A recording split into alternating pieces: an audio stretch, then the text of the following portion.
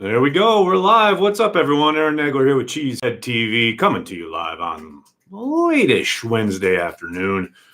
All quiet on the offseason front. Not a whole lot of Packers news percolating at the moment. The local outlets churning through their position-by-position series. Matt Schneidman talking about guys who could surprise in 2020. Rob Domofsky talking about possible salary cuts, etc. So, good, healthy offseason stuff for everyone to chew on.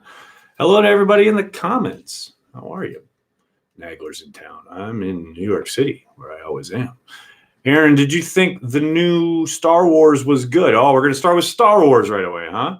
Hear a lot of negative reactions to it. I thought the ending was cool. I hated most of the major storytelling choices. I thought it was a fun ride. Fun Star Wars film. Not a great movie. How's that? At least we have Giannis, his son Liam, and the rest of the Milwaukee Bucks. Boy, you guys talking Star Wars and Bucks to lead us off here tells me just how quiet it is in off-season land. Of course, Combine coming up a week from Monday. That will start to get things into gear. We'll start hearing about agents meeting with teams, most specifically and most importantly, the Packers. We'll get to hear from LaFleur and Gutekunst. And we'll start, having some stuff to talk about that's topical. In the meantime, we've got Corey Banke over here saying what's up. Right, Corey? Say hi to the people. Hi to the people. Corey won't come on, though. Is there any video anywhere of Winston Moss explaining firing his D coordinator? Can he finally help Wildy? No, not that I've seen. Just made the move. Who would you rather have a beer with, Favre or Rodgers? Well, Michael, I've had a beer with Favre, so I'll say Rodgers.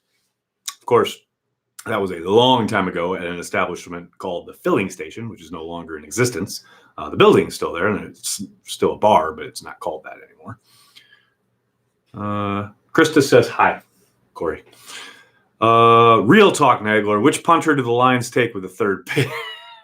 I don't know. That's a really good question. I will ask my friends over there in Detroit.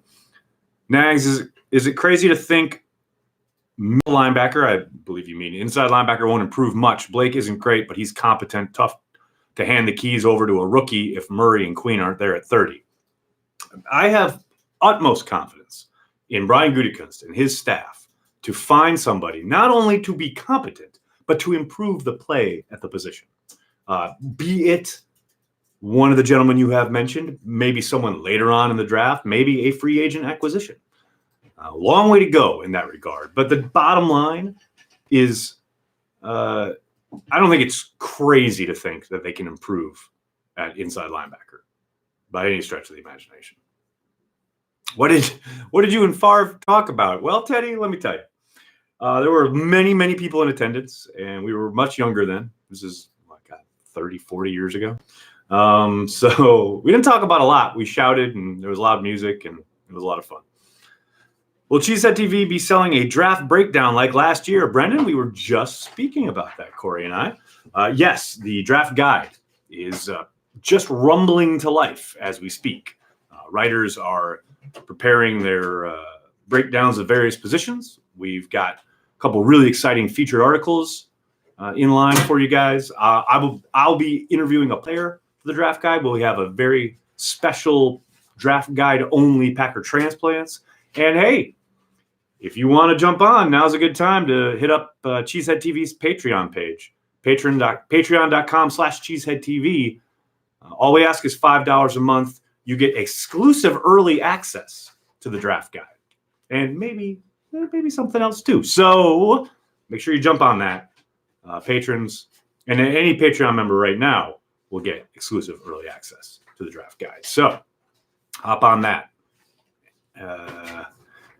By Humberto. Is Blake Martinez better than AJ Hawk?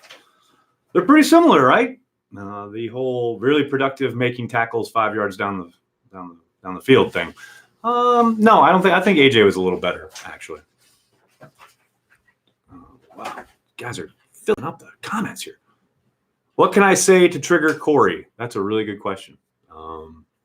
Nothing at the moment. He's locked in, working hard. If someone like Murray or Queen is there at 30, you definitely do that. I think it's somewhat fair to say that they were a few difference makers on defense away from the Super Bowl. They can win with this team. Yeah, I mean, this team, quote unquote, won't be the same. Every year is different, especially these days in the NFL. But I agree that I think Murray in the middle of their defense, especially if he matures throughout the years, I would expect him to, he would be a difference maker. But again, long way to go there. Any headway on the old-fashioned video? Good question, John. That's going to be no at this moment. Banky talking about making content, though, so that's a step in the right direction. AJ Hawker, Brian Noble, who you got? Man, Brian Noble, just for sentimental reasons.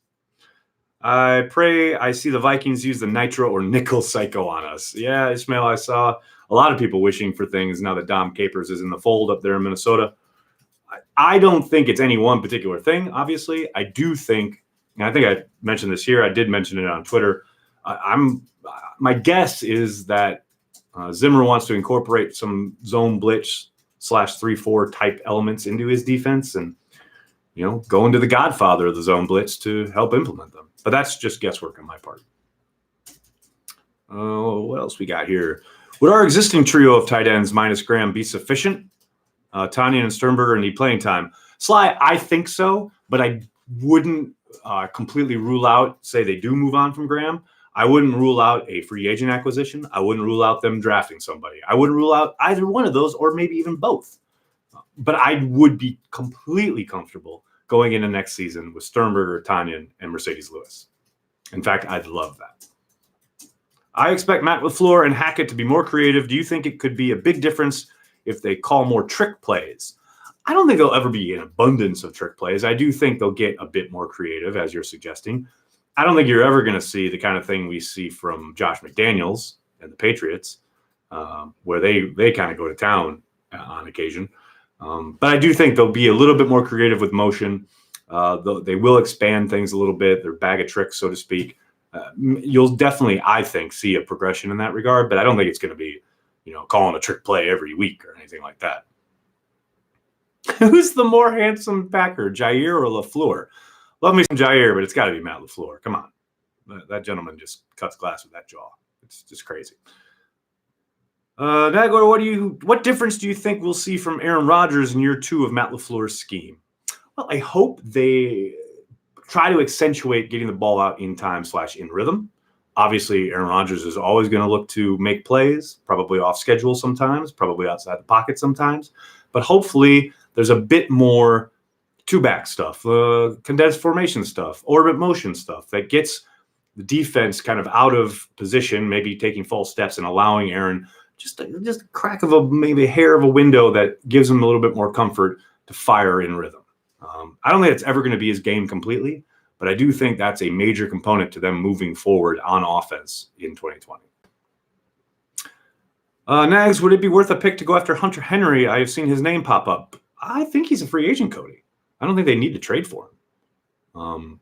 That said, I think he's going to get paid if he does hit the market. So I'd be surprised if the Packers paid premium for his services, but I would love him in the green and gold. I love him as a player. But yeah, I'll be surprised if that ends up happening in Green Bay. Is corner a sneaky draft need? Andy, I don't think you can really call it sneaky because you look at Tremont, who's set to be a free agent. You look at Josh Jackson, who's given them next to nothing. I don't think it would be that surprising to see them take a corner. I do wonder how they feel about Kadar Holman. I really liked what I saw from him this past summer, but he barely saw the field this season, obviously. I think a lot of it depends on that eval. If they're really comfortable with him, then maybe not. But yeah, it wouldn't surprise me, especially if the board fell a certain way. If they get to a point where they're in the second round and some guy just keeps falling to them, their pick in round 2, which is really late, obviously, that they have a high grade on. Yeah, it wouldn't surprise me in the least to see them take it. That's how they ended up with Eddie Lacy. They didn't go in a draft thinking we got to draft a running back, but they had a first round grade on Eddie, and he dropped pretty significantly into the second round. He was the best value on the board, so they took him. So yeah, wouldn't surprise me at all. Andrew, what's up, Nags? Thank you, and Cheesehead TV. Andrew, thank you for checking it out, man. Bryson with the question, the real hard-hitting stuff. Beatles or Stones? somewhat depends on your mood, right? What you're fixing to do in the moment. But overall, I'll probably go with the Beatles. I'm a Beatles guy myself, not to take it away from the Stones or any of their fans, but always been the Beatles guy. Do you think the Packers trade up in the draft for a wide receiver or any spot? Gary, I tend to doubt it just because of how low they are on the totem pole. They don't have a ton of draft capital, and I think the needs are enough that, especially lining up with where the depth is draft class wise, I would be very surprised if they jumped up for a wide receiver, unless it's somebody they really love and think can be a generational talent. I'd be surprised just because the draft is so deep at that position. I think they would tend to probably let the draft fall to them rather than go get somebody. But again, all it takes is Brian Gutekunst falling in love with one guy to make that happen. And obviously, Brian Gutekunst is the only one who can answer that question. Who runs a faster 40, Nagler or Eisen? I'm going to go with Eisen only because he's trained. But, hey, if I dropped this and started training, sure, he'd probably still beat me.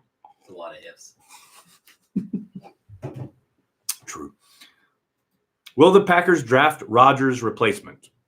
Can't rule it out. Cannot rule it out. Now, when you say replacement, I believe you mean heir apparent. But we got chiming in from the cheap seats over here. The heir apparent is a possibility. No question about it. I'm going to say it every day until I'm blue in the face. They were going to draft Drew Lock. Tells you, quarterback is on the radar. They were, dude. Cheesehead TV beer coming to a bar near you. Ross, what's funny is we actually explored that possibility last draft season. Didn't come to fruition, but maybe we'll kick it back into gear. You never know. Be on the lookout for new Cheesehead TV merch, swag, what have you. Nags, what's the opening song / riff of Nagler's Never Right? I love it. Oh, yeah, thanks. That's a song called Digital by Joy Division. It's an old classic favorite of mine. It's not one of their more well-known tracks. It's a bit obscure, in so much as Joy Division songs can be obscure, but I really love it. 2001 XFL or 2020 XFL? Oh, Chris, I got to go 2020. And now we're only a week in, so who knows? But, 2001 was just ridiculous. Although I did love He Hate Me. And I did love their initial idea for the coin flip where they didn't even have a coin flip. They had two dudes, separate equal amounts of space away from the football at the 50-yard line, and they had to run. And whoever got the football first is the team who got the ball first.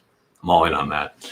Joseph, thank you for the super chat. Just got in, Nags. Are Trevathan or Robinson an option, fiscally speaking, and fit per respective players? I'd be absolutely shocked if they brought Trevathan into that locker room. That's just me. His run-on with Devontae being the most obvious, but he and Rodgers have had traded barbs on the field a couple of times over the years. I don't think that would be welcome with open arms. Not that the inmates run the asylum in that regard. As far as Robinson, I will be absolutely shocked if he actually hits the market. I think he's going to get an extension in Chicago. What are your thoughts on Elton Jenkins moving to right tackle? I read an article that said there were scouts who believe he can just be as effective at right tackle. I think it's possible they may explore that possibility if they allow Bulaga to walk and they don't re-sign Valdir and they don't feel comfortable kicking out Billy Turner. But hey, I love him as a left guard. I think he has all pro potential at guard. But yeah, he did play all 5 positions in college. So you got to think there's a possibility there that they could try him at right tackle.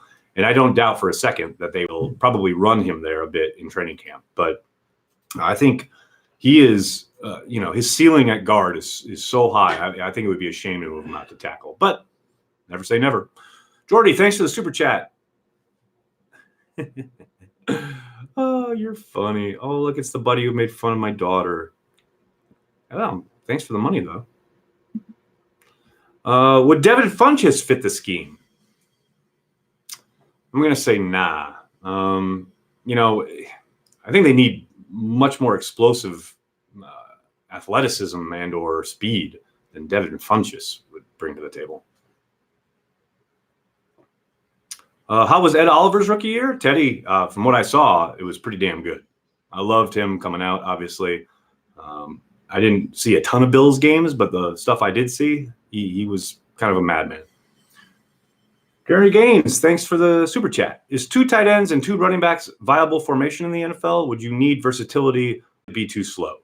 I think more than viable. Now, it's never going to be the base, but I think it's definitely something they can go to with regularity. It's all about which personnel you're using and how you want to dictate to things that the defensive coordinator has to think about and or react to.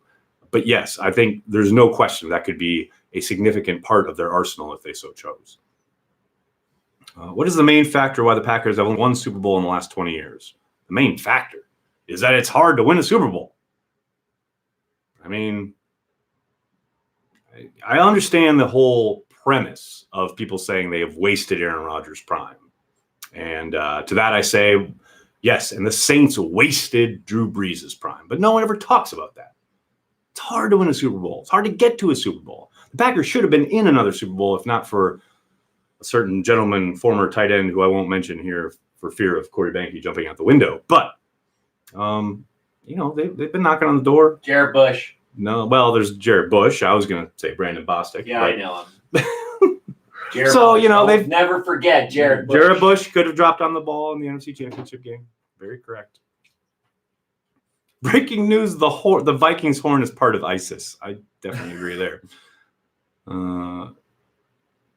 Really hope Savage takes a big jump. Yeah, Bryson, I hear you. I thought he played well initially. I think the injury really affected him more than the Packers would ever let on. He certainly had a rough NFC Championship game. I think the tools are all there. I am very excited to see him take that second-year jump because, hey, as McCarthy always used to talk about, and it definitely remains true in today's NFL, traditionally, the biggest jump guys make is between year 1 and year 2. And if they don't make it, that's when you start to worry. But, yeah, I definitely think he's going to show out next year. No doubt about it. All right, buddy, I'm going to jump. Thanks so much for all the questions. I'm sorry if I couldn't get to yours. Thanks for the super chat. And, hey, as I said, if you want to join up, now's a perfect time to hit up our Patreon, patreon.com/cheeseheadtv. All we ask is $5 a month to support everything we do. And if you do it, you'll get exclusive early access to the Cheesehead TV draft guide. Like I said, rumble into life as we speak. Not only is there a draft guide that is Packer-specific, scheme and personnel, etc. You'll have a mock draft. We'll have interviews, tons of great feature articles. You'll also have a special draft guide only version of Packer transplants. It's going to be a ton of fun. Hop on board. Now's a great time to do it. Support everything we do here at Cheesehead TV. And hey, if that's not your style, please just hit like, hit subscribe here on YouTube. Tell your friends, tell your family. Cheesehead TV, we're devoted to Green Bay Packers fans worldwide.